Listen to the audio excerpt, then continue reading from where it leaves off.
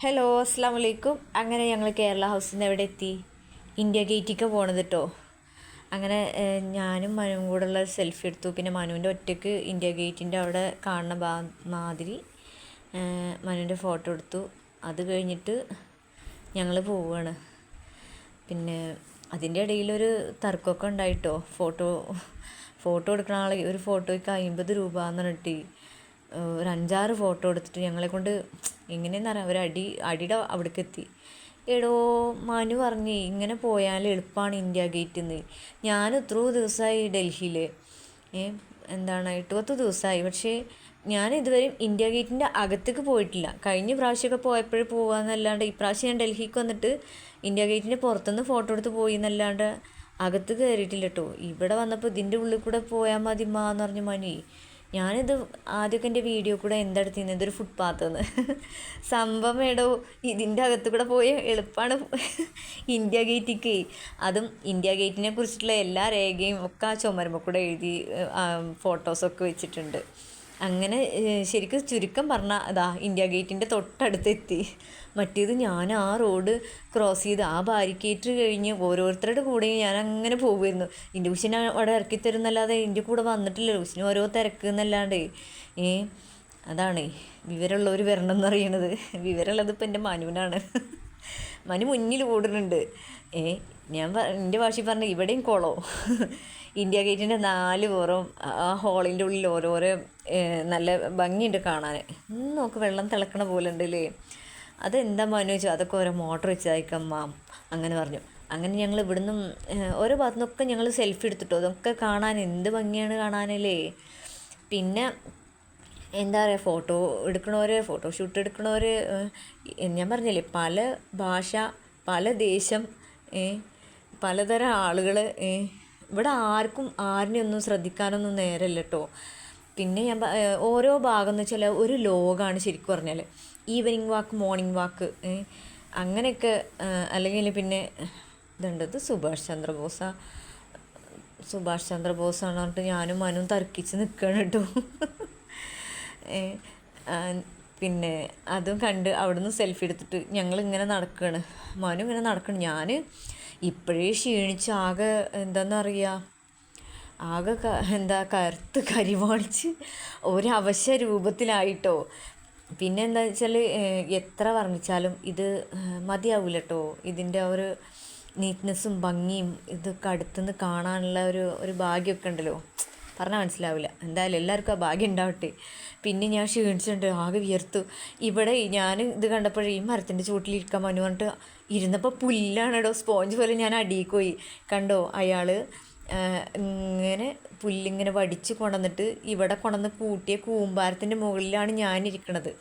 കാണുന്നുണ്ടോ പുല്ലിങ്ങനെ ചെത്തി കൊണ്ടുവരുന്നേ. മനു അതിൻ്റെ നേരെ മുന്നിലുള്ള ഒരു കല്ലുമ്മി. എന്തായാലും ശരി, ഞാൻ ക്ഷീണം മാറ്റിയിട്ട് പോകാൻ മനു, എനിക്ക് വയ്യായിരുന്നു. ഞാൻ ചോദിച്ചു, ഇയാൾ ഇതിപ്പോൾ കൊണ്ടുവന്നിട്ട് എൻ്റെ തലമക്കൂടെ ഇടുന്നു.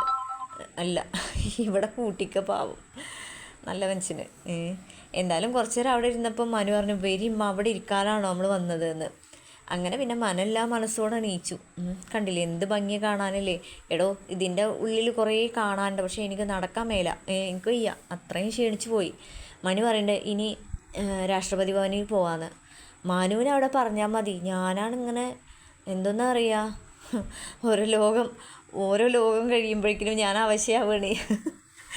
എന്തായാലും മനു കൂടെ ഉള്ളതുകൊണ്ട് ഞാനിതിൻ്റെ അകത്ത് കയറി. അല്ലേ പിന്നെ ബുഷിൻ്റെ കാലിൻ്റെ അടി മുടിക്കേണ്ടി വന്നിരുന്നു. കാരണം 2 പ്രാവശ്യം ഞാൻ വന്നിട്ട് പുറത്തുനിന്ന് എടുത്ത് പോയത്. ഇതിനകത്ത് കയറാൻ എങ്ങനെ ഞാൻ പറഞ്ഞില്ലേ, എത്ര റോഡ് ക്രോസ് ചെയ്ത് എത്ര ബാരിക്കേഡ് കടന്നിട്ടും ഇതിൻ്റെ അകത്തേക്ക് ഞാൻ എത്തിയിരുന്നില്ല.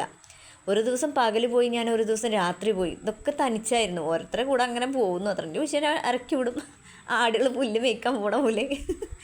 എന്തായാലും ശരി, ഇന്ത്യ ഗേറ്റിനോട് യാത്ര പറഞ്ഞിട്ട് ഞാൻ മനുവിൻ്റെ കൂടെ പോവാൻ കേട്ടോ. പിന്നെ കണ്ടില്ലേ ഈ നീറ്റ്നെസ്സും ഈ ഭംഗിയൊന്നും എത്ര വർണ്ണിച്ചാലും മതിയാവില്ല. അതൊക്കെ നേരിട്ട് കാണുമ്പോഴുള്ളൂ അതിൻ്റെ ആ ഒരു എല്ലാം കാണുക, എല്ലാം മനസ്സിലാവുക. തലയെടുപ്പോട് കൂടിയിട്ടാണ് ഇന്ത്യ ഗേറ്റൊക്കെ നിൽക്കുന്നത്. പിന്നെ അത് കഴിഞ്ഞിട്ട് ഞങ്ങൾ ഈ ഭാഗത്ത് കൂടെ വന്നാലും പെട്ടെന്ന് റോഡ് അപ്പുറം കിടക്കാറുണ്ട്. എടോ ഇതൊന്നും എനിക്കറിയില്ലായിരുന്നു. ഞാൻ പറയണേ ഒരു ചുവന്ന കോട്ടുണ്ട്, ഇതൊക്കെ ഫുട്പാത്താണെന്ന്. സംഭവം ഫുട്പാത്താണ്, പക്ഷേ ഇതൊക്കെ എളുപ്പവഴിയാണ്. മനു കുട്ടികളെ കൊണ്ടുപോകണ പോലെ എൻ്റെ കൈ പിടിച്ച് കൊണ്ടുപോകുന്നുണ്ട് കേട്ടോ. അങ്ങനെ ഞങ്ങൾ നല്ല ക്ഷീണിച്ചു. ഇതിൻ്റെ ഇടയിലാണ് ഈ ഒരു ഉടായ്പ് കണ്ടില്ലേ. ഞാൻ അപ്പോഴേ പറഞ്ഞു മനു ഇത് തട്ടിപ്പാണെന്ന്. പക്ഷേ മനു അല്ലമ്മ എന്ന് പറഞ്ഞു. അപ്പോൾ മനുവിനെ ആരെങ്കിലും കണ്ട ഒരു വലിയ ആളാവലാണ്. ഞാൻ പറഞ്ഞു അവസാനം എന്തായി, പൈസ പോയില്ലേ, പൈസ കൊടുക്കേണ്ടി വന്നു. അത് വെറുതെ തരുമൊന്നുമില്ല അവർ. എന്താ പറയുക, റിപ്പബ്ലിക് ഡേ ആണ് വരുന്നത്, ഓഗസ്റ്റ് 15 വരുന്നത്, ഏതോ വരുന്ന സമയത്താണ് ഇപ്പം തന്നെ അവർ വാങ്ങണത്. പിന്നെ അത് കഴിഞ്ഞിട്ട് ഞങ്ങൾ അങ്ങനെ പോണത് എവിടുക്കാന്ന് വെച്ചാൽ രാഷ്ട്രപതി ഭവൻ. അപ്പം ഞാൻ പറയാം റോഡൊക്കെ ക്രോസ് ചെയ്യണമെന്ന്. ഇപ്പോൾ ഞങ്ങൾ രണ്ടാളും ഓരോ ഉപ്പിട്ട നാരങ്ങ സോഡ കുടിച്ചിട്ടോ. ഇവരിൽ ഒരു മസാല ചേർക്കുന്നുണ്ട്, അത് എത്ര പേരോട് പറഞ്ഞാലും മനസ്സിലാവാത്തൊരു ജാതി, അല്ലാതെ ഇപ്പം എന്താ അറിയുക, എത്ര പറഞ്ഞാലും എന്താ മനസ്സിലാവാത്തവർക്ക്.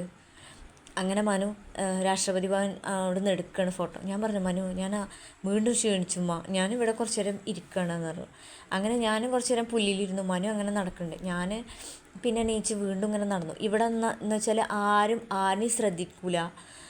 ഞാൻ പറഞ്ഞില്ലേ എനിക്ക് ഇവിടേക്ക് ഇതിന് നടക്കുമ്പോൾ ശരിക്കും പറഞ്ഞാൽ ബാല്യം കിട്ടിയ പോലെ മരമൊക്കെ കാണുമ്പോഴേ മരത്തിനൊക്കെ ചുറ്റും ഇങ്ങനെ നടക്കുക, നമ്മൾ സ്കൂളിൽ പഠിക്കുമ്പോഴൊക്കെ അല്ലെങ്കിൽ കളിക്കുമ്പോഴൊക്കെ ആ ഒരു ഫീലിങ്സ് കേട്ടോ.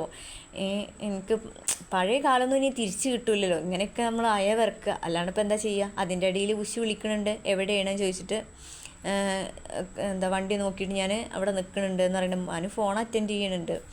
എന്നിട്ട് ഞങ്ങൾ പോവാണ് ഇവിടെ പുറത്തേക്ക് തന്നെ, കാരണം ഉഷ അവിടെ വെയിറ്റ് ചെയ്ത് നിൽക്കുന്നുണ്ടായിരുന്നു. അപ്പോൾ ഇൻഷാ അല്ലാ അത് കാണുന്നവരൊക്കെ ഒന്ന് സബ്സ്ക്രൈബ് ചെയ്യുക. ഞാനിനി അടുത്ത വീഡിയോ കൂടെ കാണാം കേട്ടോ. എന്തായാലും എല്ലാവരും ഒന്ന് സബ്സ്ക്രൈബ് ചെയ്യണേ. ഓക്കേ.